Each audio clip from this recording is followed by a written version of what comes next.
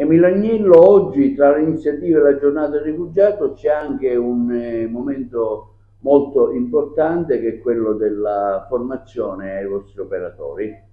Sì, oggi abbiamo l'onore di avere qui con noi il professore Abdelkarim Annagi, una delle voci più rappresentative dell'immigrazione in Sicilia.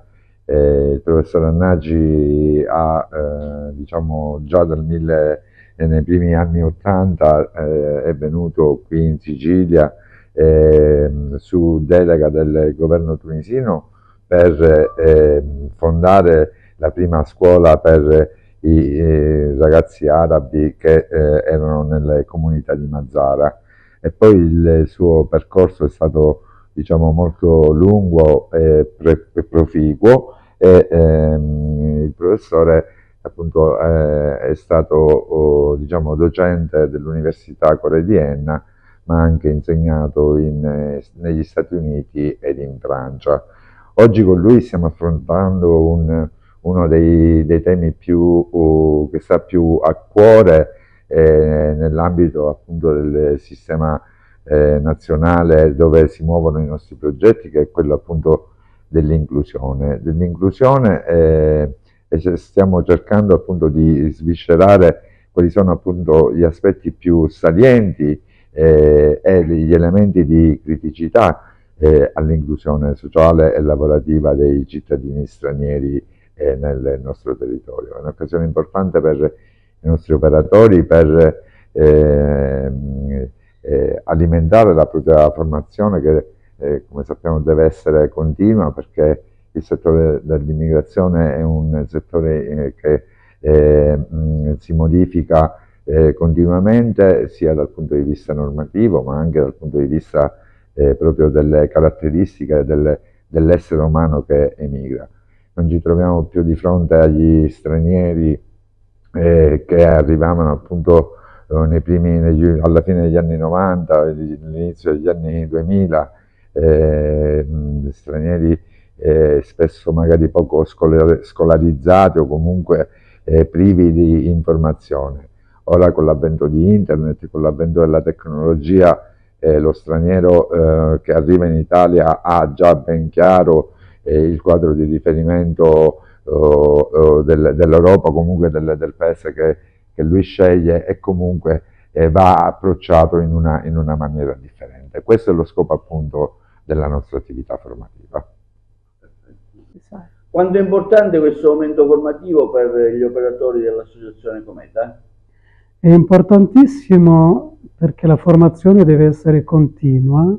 Si tratta di un tema molto complesso, quello dell'immigrazione, complesso, complicato, trasversale, che riguarda tutti gli ambiti della nostra vita.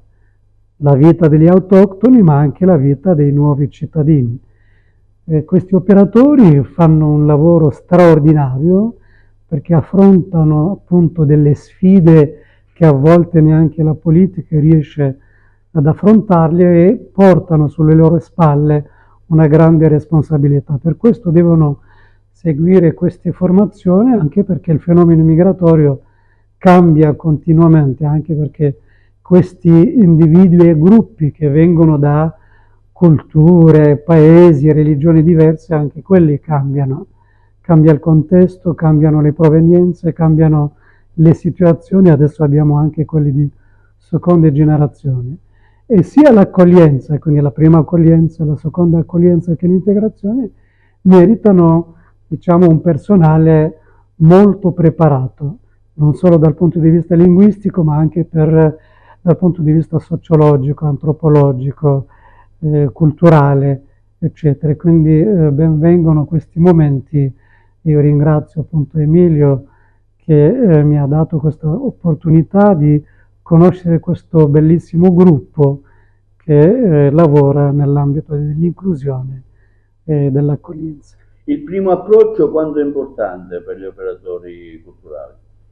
Il primo approccio è importantissimo, appunto, perché si tratta di persone che mettono i piedi per la prima volta in un paese totalmente diverso dal paese di origine, con una cultura diversa, una religione diversa, e delle condizioni di vita.